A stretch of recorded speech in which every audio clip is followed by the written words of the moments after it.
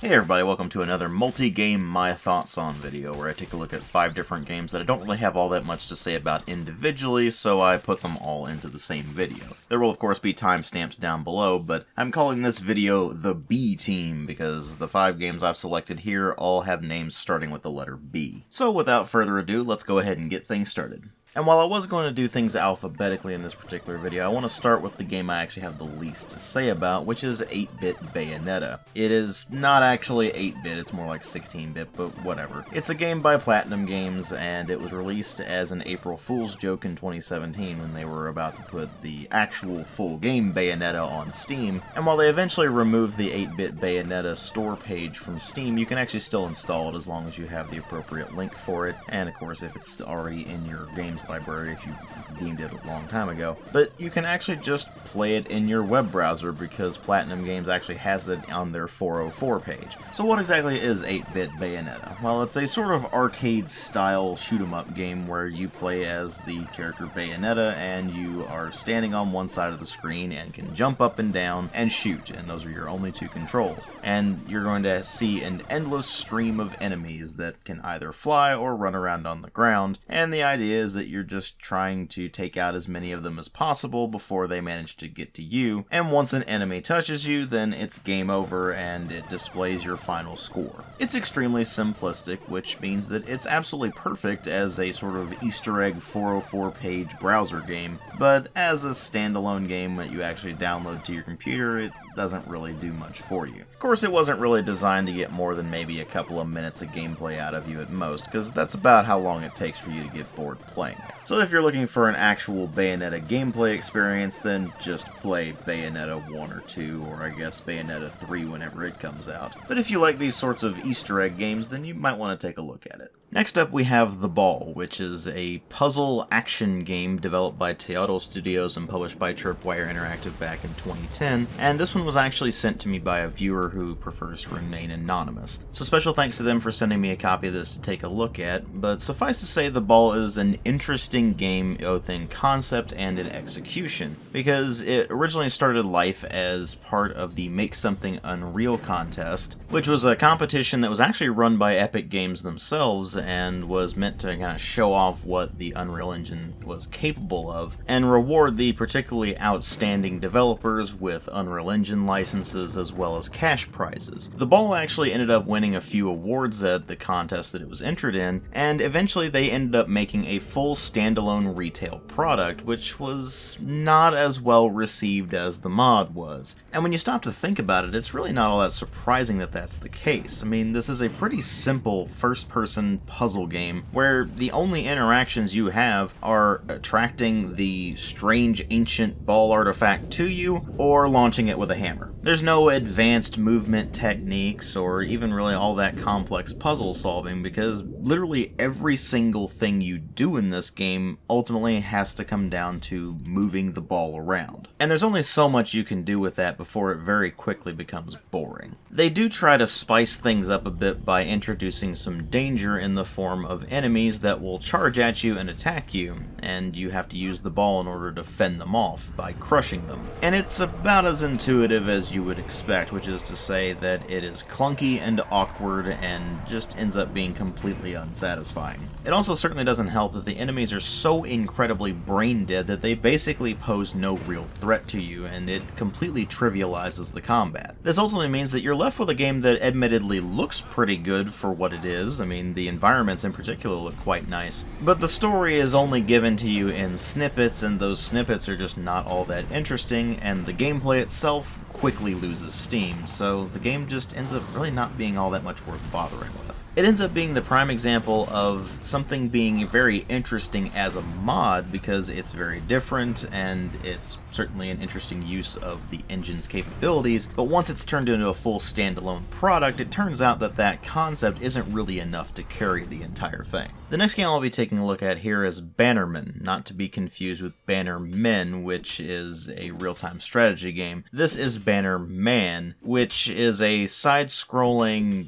more or less hack-and-slash game that's focused more on supposed skill-based combat and a very bleak and grimdark storyline. It was released back in 2017 and was developed by Armitage Games, and it tells the story of a man-at-arms who was trusted by his lord to carry the lord's banner into battle, and he ended up fighting a knight, losing, and that knight took the banner with him, so the man-at-arms is then dishonored and has to go on a quest to get it back. Along the way, the brutality of warfare gradually starts to affect him more and more, and it starts to strain his sanity quite considerably, leading to several sequences where you're basically playing through his nightmares as he wades through the sea of corpses that his allies have created, and some of which he's created, and all the senseless brutality that he's taken part in. And that part of the game is actually quite interesting, and I was really curious to see where it went. But there was one problem. That's only one part of the game, and the fact that this is a video game means that you have to take the gameplay mechanics into account. And the mechanics of Bannerman are actually the biggest problem that the game has, because on paper it has a skill-based combat system that really rewards you for taking your time, being patient,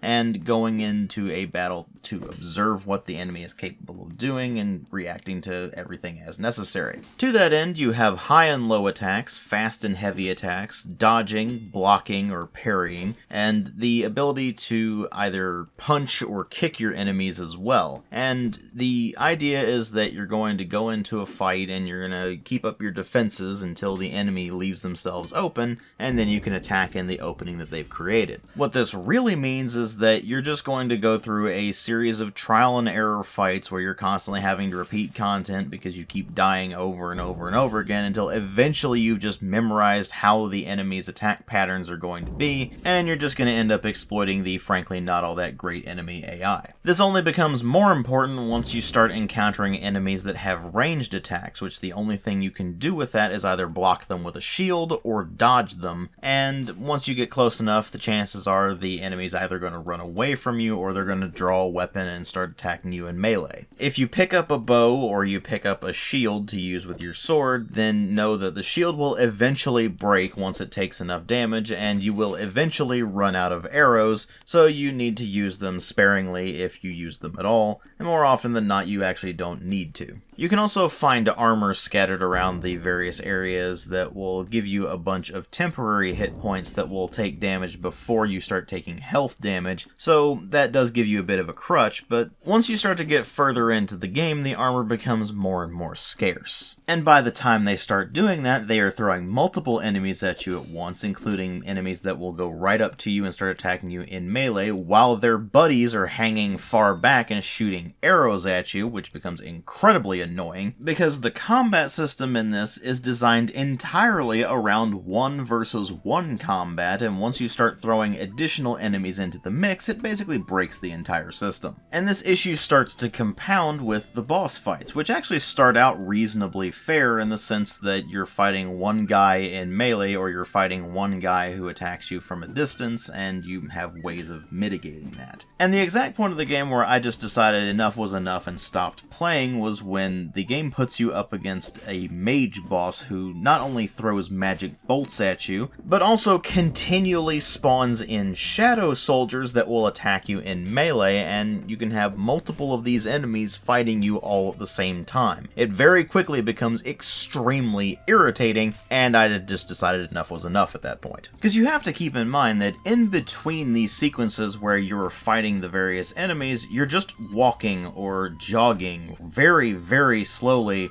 from left to right. And that's it. There's barely any puzzle solving, and it basically involves a bunch of lever switch puzzles, which are really just trivial anyway, and there's no platforming to speak of, and really nothing to it other than just walking right, occasionally talking to someone, occasionally solving a very simplistic puzzle, and then a whole lot of fighting enemies that very quickly wears thin. So even though on paper this game looks like something that should be right up my alley, unfortunately the gameplay just drags it down enough to where I really couldn't get much out of it at all. Next up, we have Battle Chef Brigade. This is a combination of beat-em-up and match 3 puzzle developed by Trinket Studios and published by Adult Swim Games back in 2017. And while the game was generally very well received, it was also the kind of game where I looked at it and wasn't sure if I was going to like it at all, because I do like beat-em-up games, but they're not my favorite genre or anything. But the more important part is that I really hate match 3 puzzles, or just matching puzzles in general, because I'm really terrible at them and I have no idea why. They're really not difficult puzzles at all, but for some weird reason my brain just doesn't want to parse them. It's the same kind of thing I run into with sliding block puzzles. They're always incredibly easy puzzles, it's just that for some reason they always take me forever because my brain just goes, nope, I am not gonna solve that one. This inevitably results in frustration, which eventually leads me to stop playing whatever game it is that I'm running into those puzzles in. And when you've got a game like this, where half of the game is centered around the exact kind of puzzle that my brain just doesn't want to parse, there's just not really any possible way for it to win me over. That said, the other half of the game is something that I actually like playing, which is a beat-em-up, so I was able to put more time into this than I really thought I was going to be able to,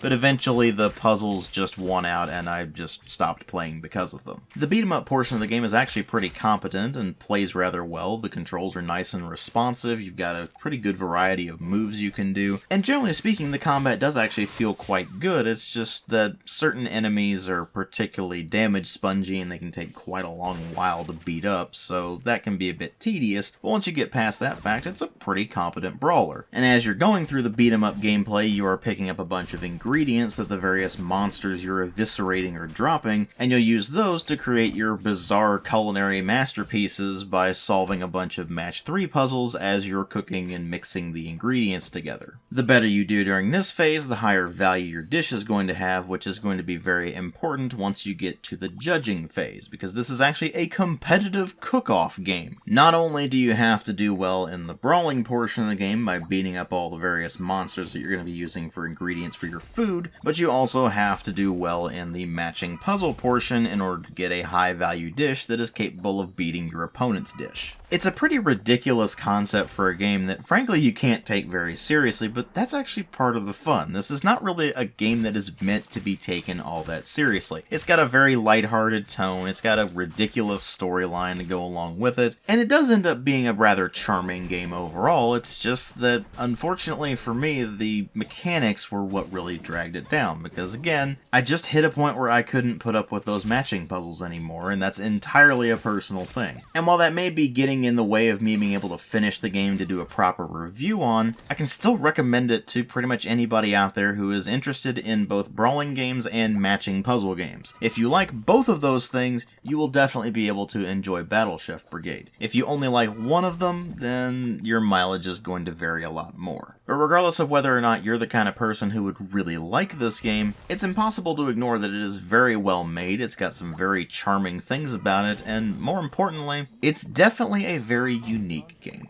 And last up for this particular video is Blade Symphony. This is a fighting game by Puny Human that was originally released in early access back in 2013 and got its full release the following year. And the idea is that it's a sword dueling game where you select which type of sword you're using as well as which character you're playing as, and you go into an arena and you fight one-on-one battles against another player, or in the case of what you're seeing throughout this video, the AI, because nobody's still playing this. Now, I never really had that big of a community to begin with, but the community it did have seemed to like the game quite a lot, and the game generally did get quite good reviews when it was released. It's just that over time, issues started to become more apparent, like a general lack of content, and eventually they did make the game free to play, which was theoretically supposed to attract more players, but it ended up not doing so because their original free-to-play model just wasn't very good, and unfortunately by the time they sorted out the issues with that, it was pretty much too late and the game had already died. And it's a real shame too, because we really don't get a whole lot of melee multiplayer action games except for things like, say, Chivalry or Mordhau. And while those games are definitely very good for what they do, this is more along the lines of what Jedi Outcast and Jedi Academy did for their multiplayer components in their dueling mode with lightsabers. The thing is, there's much more of a learning curve with this than there was with the likes of Jedi Outcast and Jedi Academy's multiplayer, because while this does keep the idea of having 3 different styles of attack, where one of them is faster but the attacks themselves are a bit weaker, one is very strong but has slow attacks, and one is somewhere in the middle, they also have each individual weapon type having its own specific attack patterns, each of which you're going to have to learn to be able to use those weapons effectively. On top of that, you have charged attacks, which also alter the move set as you're going through your various combos, and you have additional mechanics on top of all of this to be cognizant of as you're playing the game.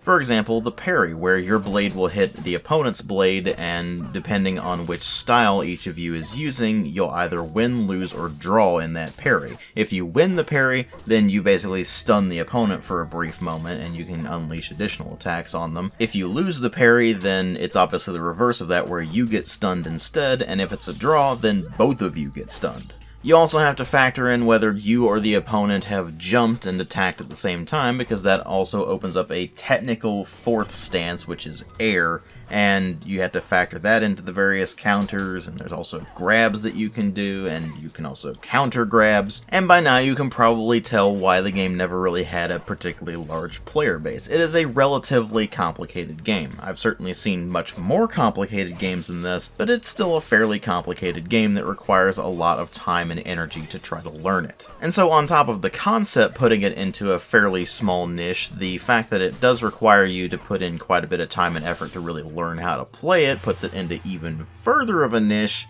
and you end up with a recipe for a very small player base even when it's at its healthiest. And unfortunately, the developers just weren't able to retain that player base. It was from a combination of factors, one of which being that they screwed up the business model eventually, but another of which being that they simply didn't really add much content to it post-release, so you were stuck with a rather small amount of content right from the start. And while the players may have enjoyed the gameplay, there just wasn't really enough to keep them coming back to it, so they gradually started leaving until eventually you hit the point where we're at today, where there's basically nobody playing it. And while you can spawn in bots to play against, unfortunately that doesn't count towards your leveling up, which is how you get all the different cosmetics that the game has. And of course, playing against bots just isn't the same as playing against other players, so it quickly loses its steam, and that's a real shame, because we really don't get a whole lot of games like this, and while the market for it may be pretty small, there is definitely a market for it if it's done well. I mean, Jedi Outcast and Jedi Academy both had very prolific multiplayer scenes, and in fact, you can still get in matches of Jedi Academy to this day, which is incredibly impressive for a game that was originally released back in 2003. Meanwhile, if you look at Blade Symphony, which released a whole decade later, it's completely dead now. The servers are still up,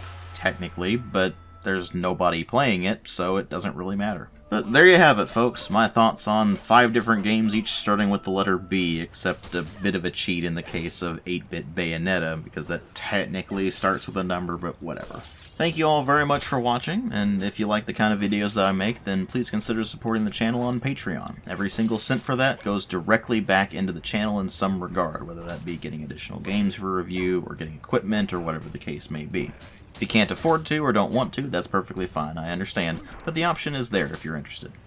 Thanks again for watching, and I'll see you all in later videos.